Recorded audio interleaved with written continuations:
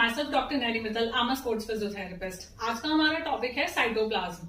Cytoplasm के बारे में आज हम डिटेल में जानेंगे। साइटोप्लाज्म में क्या क्या होता है, कौन कौन से जोन्स होते हैं, वो क्या कंटेन करता है, क्या चीज की कैसी मेम्ब्रेन है, सब कुछ। चलिए तो स्टार्ट करते हैं। साइटोप्लाज्म जो होता है, हमने पढ़ा था हमारे सेल में 3 पार्ट्स होते हैं। सबसे पहला cell membrane, then we'll study cytoplasm, then we go to nucleus. हमने पहला पार्ट अपना कवर कर लिया, सेल मेम्ब्रेन। अब हम आते हैं साइटोप्लाज्म पे।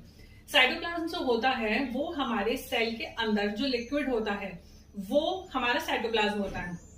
अच्छा, साइटोप्लाज्म में क्या होता है, ये हमारा बेसिकली 80% वाटर से बना होता है। इसके अंदर काफी सारे पार्टिकल्स होते हैं जो कि हमारे कार्बोहाइड्रेट्स, लिपिड्स और प्रोटीन्स होते हैं। दूसरा इसमें क्या होता है, जो ये वाटर होता है ना, इसे हम कहते हैं साइटोसॉल। थर्ड थिंग क्या होती है साइटोप्लाज्म में, वो होते हैं इसके ऑर्गेनल्स, जो साइटोप्लाज्मिक ऑर्गेनल्स होते हैं।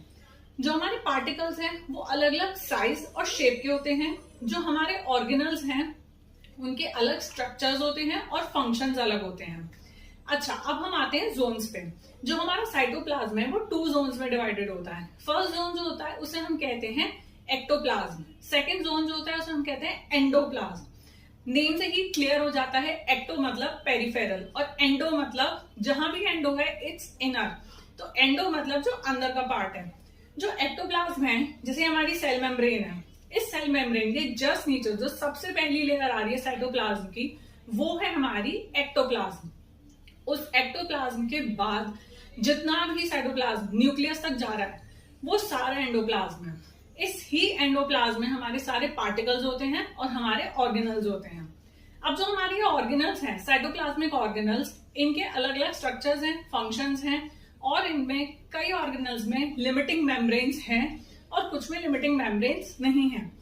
लिमिटिंग मेम्ब्रेन्स क्या होती हैं, जो मेम्ब्रेन से कवर्ड है, जो कि हमारी परमेबिलिटी को अलाउ कर रहा है कुछ रेस्ट्रिक्शंस के साथ, वो हो गई हमारी लिमिटिंग मेम्ब्रेन।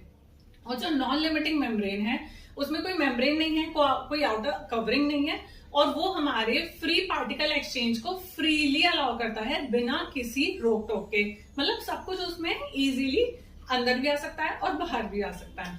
Thank you. अब हम अपनी नेक्स्ट डिटेल में पढ़ेंगे, डिटेल में उन सारे ऑर्गेनल्स के बारे में, लिमिटिंग ऑर्गेनल्स भी जिनकी लिमिटिंग मेम्ब्रेन ऑर्गेनल्स हैं और जो नॉन लिमिटिंग मेम्ब्रेन ऑर्गेनल्स हैं। Thank you. Don't forget to like, share and subscribe my channel. और अगर आप किसी और टॉपिक के बारे में पढ़ना चाहते हैं तो प्लीज मुझे बताइए कमेंट में, मैं उस पर नेक्स्ट वीडियो बनाऊंगी। Okay, bye bye.